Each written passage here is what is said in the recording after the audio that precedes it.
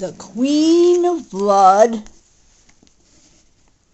by Sarah Beth Durst. This book is amazing.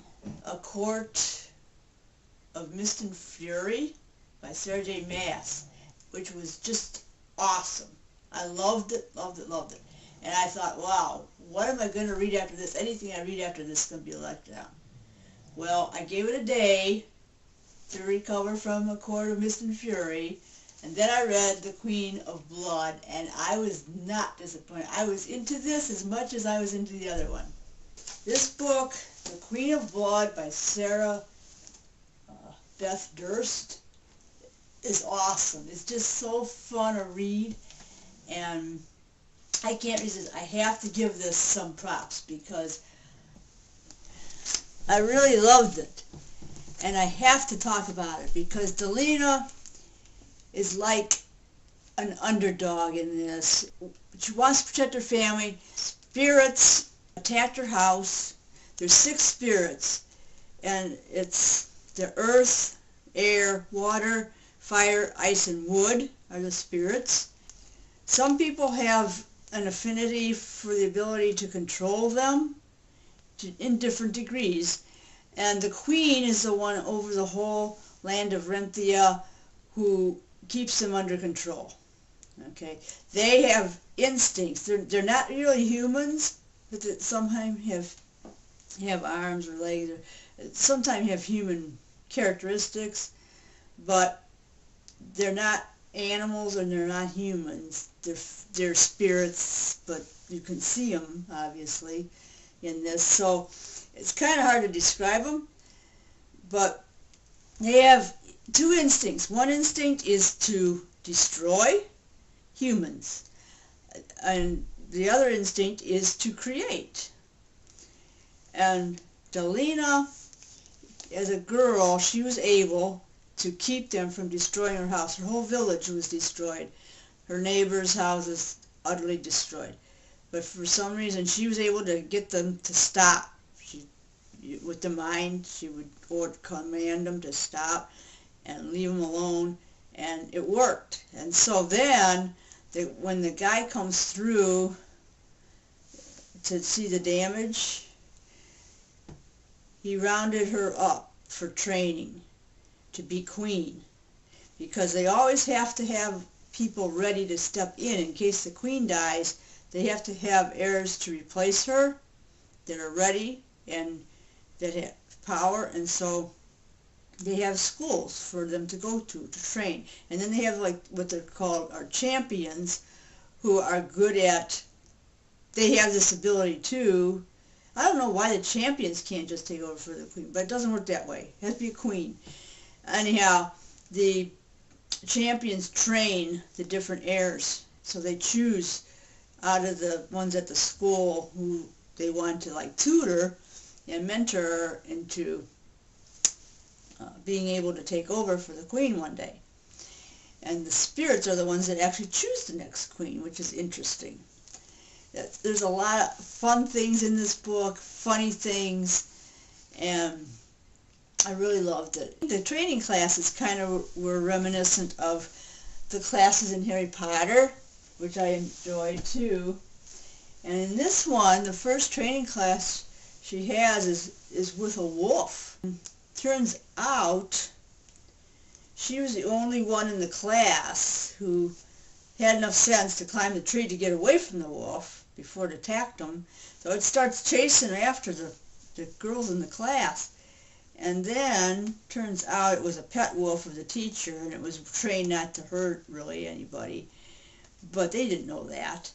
And so then the teacher had Delina work with the wolf and help the wolf.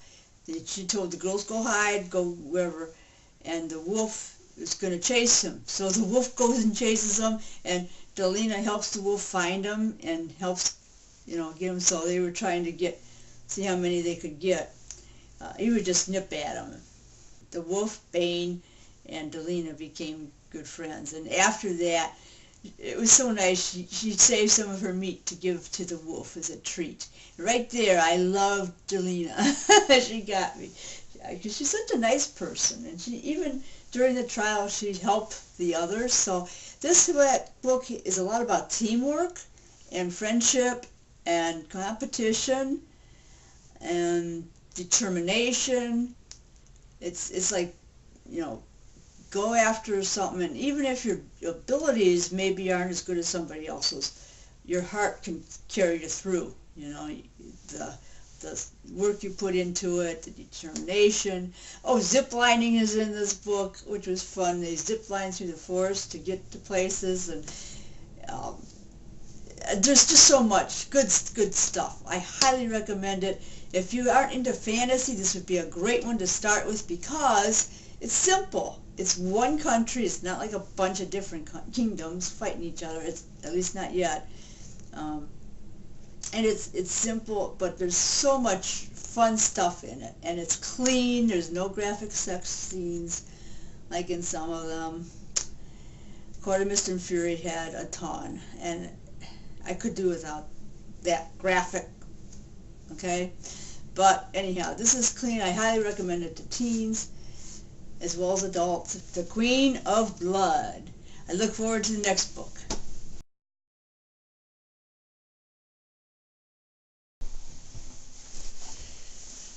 Okay, now, this is the spoiler section.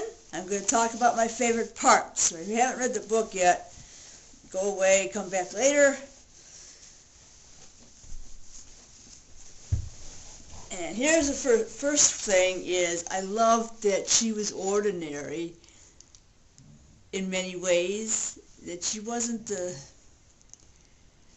super outstanding person. She was from an ordinary village outside the main city, one of the outlying villages. She's basically a nobody, really, the main character. And I liked that because everybody underestimated her, even though she had the ability.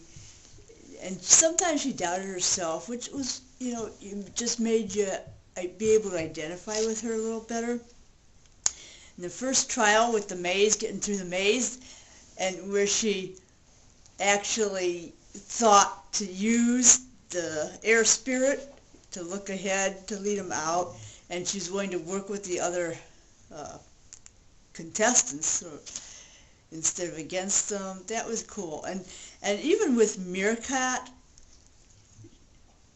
how Meerkat was kind of like out for herself and really ambitious and just show-offy almost. She had great power. Her power was obviously to a greater degree than Delina's, but still they were kind of friends. And Meerkat actually helped her out on some things and kept her secrets for her, and then it was pretty cool how their relationship worked. And I really liked that. And Delina was just such a nice person that even Meerkat liked her. And she could see how smart she was. Of course, I talked about Bane in my review, the wolf, her relationship with the wolf. That was good. And then the one part where she's with Ven, and he's ready to push her off the branch to see if she could call the spirits fast enough to catch her. She says, okay, let's give it a try. I want to read this part because Haman is so funny. Out of the corner of her eye, she saw Ven shift to turn to her, but she didn't need to see to know what was coming. She felt the branches quiver. Can you wait until they fly again before you push me? He scowled. How do you know I'm going to push you? You want to see if I can call the spirits fast enough to catch me, can you? I don't know. Why don't you push me and we'll find out? Haman wrapped his arm around her waist. That's a terrible idea. Are you too crazy? Ven turned his skull on Haman. I told you she's training. She's been training nonstop. Give her a few minutes. She doesn't get enough free minutes when she's kissing you. So Haman's the healer. I really like that character. He's so protective of her, and yet knew enough to let her go and let her try things, and he helped her. So that was cool. I really liked that. And then when that earth spirit got her in the sand and she was trapped down under the earth, and then the wolf went to get Ven and the healer, that was so scary. I felt so bad for her. And then she finally comes out, and she's blind and can't see, and she's still determined to go on with her training. She says, I can do this. I can do zip lining blind. I can clip on. Just tell me when to do it. I'll do it. It was like she is so strong a character and so determined to really go through with this thing. It was great. I loved that. The time when she first went to the village with Ven, that he was called to, because they were being attacked by the spirits, and instead of controlling them, she was able to redirect them into creating a new wonderful place. That was so cool. And then, of course, the end was great when she's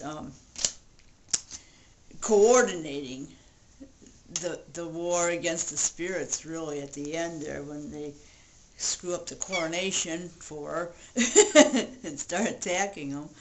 That was cool too. So I loved it. It was a great book, had a lot of good parts, and I highly recommend it.